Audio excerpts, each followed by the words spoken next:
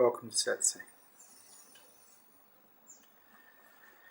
So this morning there was a comment made on the media, and there's this realization that there's nobody here, that if I really look, there's nobody here, without reference points based on the past, which is memory, projected to the future, which is imagination. There is nobody here. There is just an imaginary character that thinks somehow that there's been a past and there's going to be a future. But really it's all imagined. There's actually nobody here. And when there's a deep realization that there's nobody here, then there's no real problem anymore. The problem comes in thinking there's a somebody here, a somebody that has a past, that has a future, and that something has to be done about that.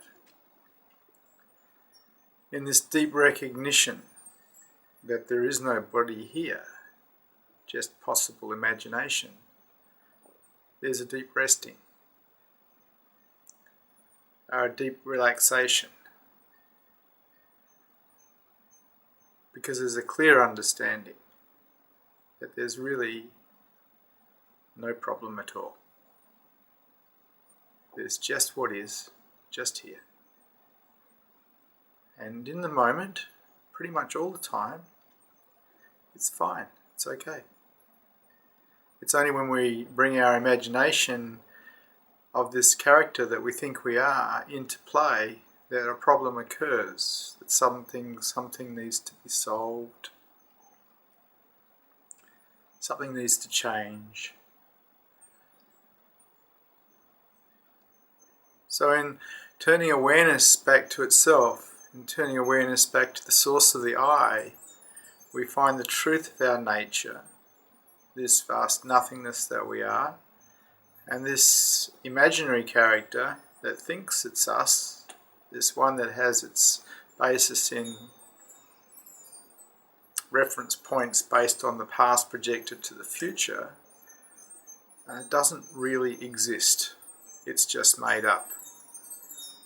And the more we turn our awareness onto the source, our true nature, beingness, the less this phantom that calls itself us has power, because it's not believed anymore to be who we are, because it's obvious it's not. Reality is self-evident. And so self-inquiry is a wonderful tool for achieving this insight, this understanding, this deep knowing that we are beingness, we are not the I. And as this deep knowing becomes more and more concrete, the I loses its power, loses its significance, becomes like a ghost-like phantom. And because it's a ghost-like phantom, we don't pay much attention to it anymore. There's not the same interest in it, because we know it's not real. It makes itself up. Projections, memories, nothing real, just imaginary. Life becomes very pleasant, very cool, because the one that gets irritated, the I, is no longer strong. It's weak now. It's been seen through now. It's been understood now. There's a deep resting, deep relaxation.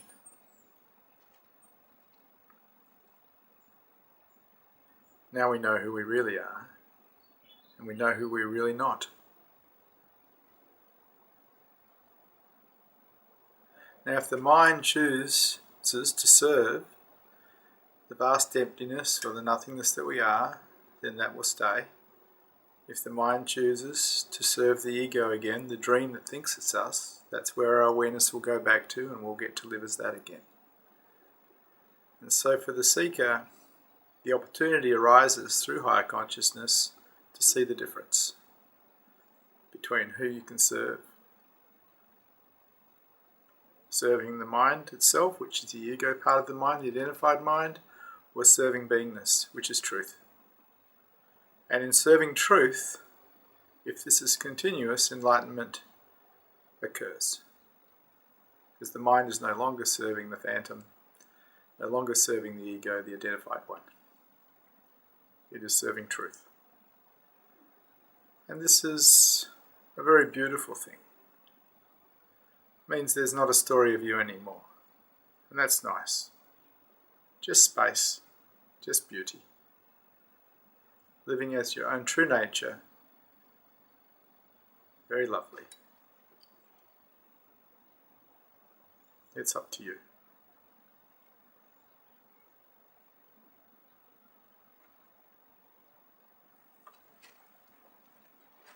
Thank you for Satsang.